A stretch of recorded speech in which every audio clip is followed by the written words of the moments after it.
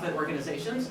And so what we actually did is we kind of, I'd say, redirected the grants that we used to give for projects and for events to this operational support. So, you know, we actually gave more operating money than we've ever given before. And we decided to do that again for 2022. The board just decided that last month.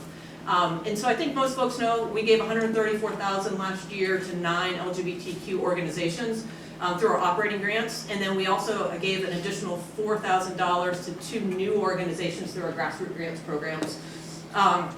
We're very proud of the grassroots grant program because we're really trying to help uplift some of the newer organizations in our community so that they can have the funding to really thrive and grow and not have to worry about, you know, searching for dollars and donations kind of out of their own pockets. And you know, the reason we're able to do this is because of all of you, right? You guys as our donors and our corporate stakeholders. So thank you very much for that support. I'm going to stop now and I'm going to introduce you to my friend and our newest board member, Jonathan Barrio. Jonathan is a founder of the Charlotte Gamers Network, which is one of our grassroots grants recipients from earlier this year. And you know, as we were planning our event tonight, or for tonight, Jonathan said, hey, I'd really like to share the impact that your grant has made to our organization. So Jonathan, I'm going to turn this over to you. I hate talking on a microphone, so I'm going to put that here. Shut it off first. Yeah. First off, thank you all for being here. We really appreciate each and every one of you for attending tonight. Thank you, thank you, thank you so much. It means so much to the Plus Collective and to our organization. As Shelley mentioned, I'm the executive director of the Charlotte Gamers Network. We're the largest LGBTQ plus gaming organization in the Southeast.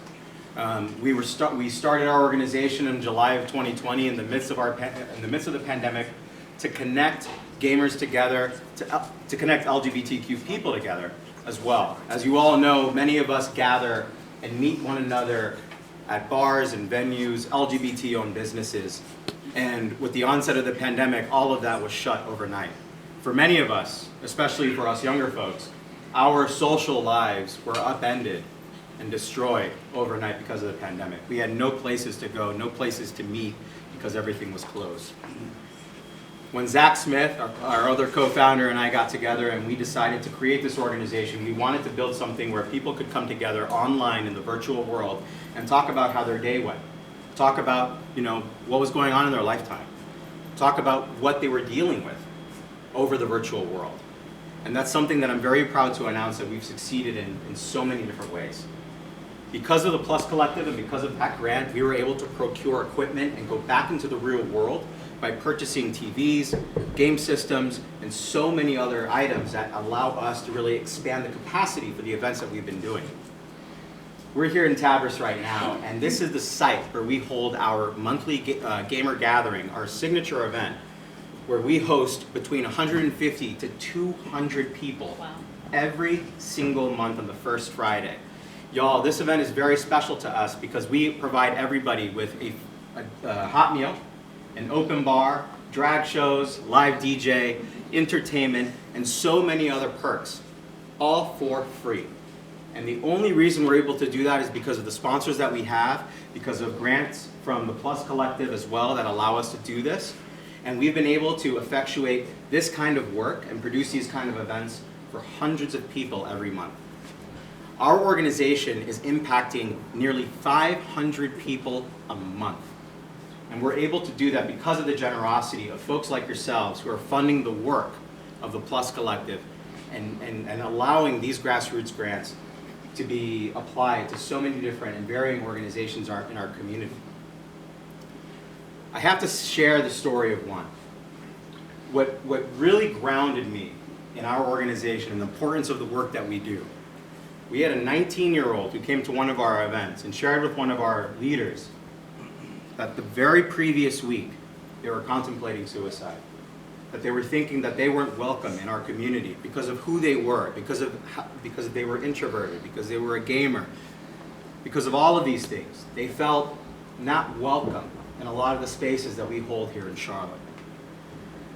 Let me be clear that the Charlotte Gamers Network is very unique in what it offers. There is no other organization, gay or straight, that does what we do, that convenes people in the way that we do, and offers those people meals and the opportunity to convene and network and meet friends. Because of that event, that 19-year-old who came to our place and saw that there were others like them, other people that were gamers, were introverted, were shy, were here convening and having a grand old time, changed the direction of that young man's life. I share that with you to explain just how important, how critical your donations are to the Plus Collective. That was a $2,000 grant through the Grassroots Land Grant that we were awarded. It might not sound like much, but it was a life-changing investment for our organization. Truly life-changing. And I mean that because we have effectuated that kind of level of support, of networking, and so much more for each and every single one of our participants and our guests.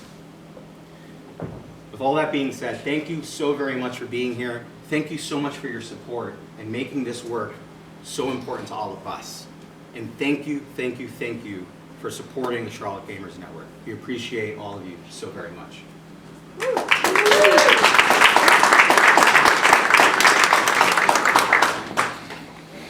Unlike Jonathan, my voice does not project quite as well, so I need a microphone. Well, thank you, Jonathan. I mean, this is why we do what we do, and I know it's why you all support the Plus Collective as well. And, you know, speaking of support, you all know that the open bar and the hors d'oeuvres are not for free. And there's no one better, Robert Dovins might argue that, but there's no one better than reminding you of that than Marcia Tillotson. And I can't tell you how much money Marcia has taken out of my pocketbook over the years. And I'm absolutely certain many of you are saying the same thing and have felt the same way. So while Marcia's been mothballed the last couple of years with the happening, we have not been able to. Mothballed, I've never heard that term before. We've not been the beneficiary of her banter with Sherry Lynch. We wanted to recognize and honor all of Marcia and all of her support for the Plus Collective over the years. You have just been, we wouldn't be the organization we are today without the support of Marcia Tillotson, from her board service to her pitches at the happening and the support that she and Sharon provide us as stakeholders for many years. So Marcia, I just wanted to say thank you. We appreciate you, and I know you wanted to perhaps say a word or two to the crowd as well.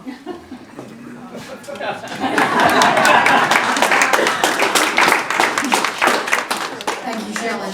And I'm going to promise I will be brief. I have been very honored to have served on the board of what was then the Fund, now the Plus Collective, for several years. I've done a fair amount of board work in Charlotte, but none that I've been as proud to have associated with as the Fund through the years. It has never been lost on this group or this organization as to the needs and to where money should go to help the LGBTQ plus community for awareness and community involvement, and just to get us out there and be accepted, and not just tolerated, but accepted and embraced in Charlotte. And that's what the Fund and now the Plus Collective has done. So it's been my honor to have been a board member. It's also been a privilege to have been asked to ask at the annual happening for so many years, and several times they tried to fire me in that position. You know, one year a couple of board members said, yeah, maybe we had some feedback. You know what feedback is? That maybe we're getting out there too. And I went, what the fuck? This is a happening. We don't have lines that we step across, or can't step across it. So the next year I apologized. Some of you might remember that. I apologized if the jokes were offensive, and I said, and I'm apologizing not because my jokes are offensive, because you're offended by them. And so if you don't want to stay, we'll understand completely. Just please leave your check. And that was and then a couple of times, I remember one time I was making a joke. It was the year that Speak Street and the happening were the same day. I don't know if y'all remember that. But, so we were convening together, so it was a very interesting group uptown in Charlotte that day for lunch. And so I made several NASCAR references about things that we had in common, that our community had in common with NASCAR. And I made some joke about, and I don't even remember the joke, but the punchline was the late NASCAR driver Dick Trickle.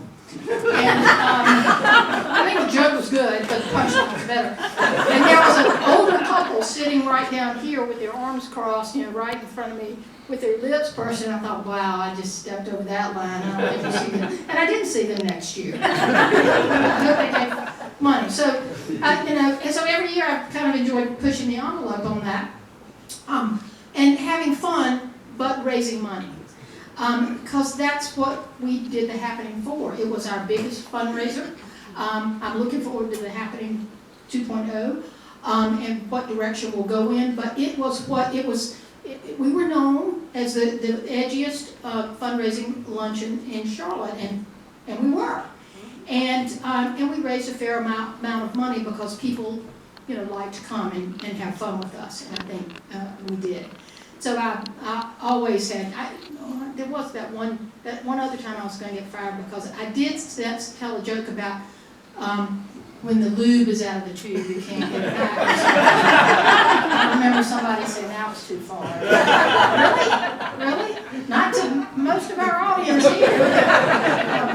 Anyway, I've had a lot of fun with that through the years, but it's also been a privilege and an honor and a responsibility Sharon and I have felt to support the fund and now the Plus Collective through the years, because it's never been lost on where the money goes and where it's needed. And every year we say it's more important than ever that we support these organizations that support our community and try to weave us into the Charlotte community. We say it every year because it's more need every year. And now we find ourselves in a place now that we could literally lose some ground that we have gained. And so it's never been more important than now, and I really mean it. And so I know I'm preaching to the choir to talk to this group tonight, but as you look out, as Sharon and I look out every year where we're going to give money in the community, we're always looking at human services. We look, we always give to the arts. We know many of you and us support our, the churches that we attend. But our community is, no one supports our community like us and our corporations that we ask to support us. And so as you're looking out at where your dollars are going to go, don't forget that there's many ways to support the Plus Collective. I'm looking out and we're older than we've ever been in this room. Thank God there's some new, younger people on the board, but we are looking at our estate plan, David did, every year, first and as we review our estate plan, Tom will show. I think we should be including this fund as a legacy gift. And I also think as you do your stakeholder gifts, and again, many of you are probably already doing this, when you do the Stakeholder Plus, $250 of that goes to our endowment. And it's never been more important for us to beef up our endowment, because we have, we've said it for years, wouldn't it be wonderful if we didn't need the Plus Collective? Wouldn't that be great if we weren't needed? And not certainly in my lifetime, in Sharon's lifetime, and she's younger than me by 19 days. But anyway, many of you may see things progress. We've seen a ton happen in the years that we've been supporting the fund, and we've many of us have been in Charlotte. We've seen incredible progress, not just here in Charlotte, but nationally for our organization. But it is so tenuous, and so we will always need the funding that we can raise to support the organizations that we support for our community. It will always be needed. So please, I just can't take a microphone without asking for somebody for money. So please, as you come up to the end of the year, let's end the year with really boosting up the Plus Collective.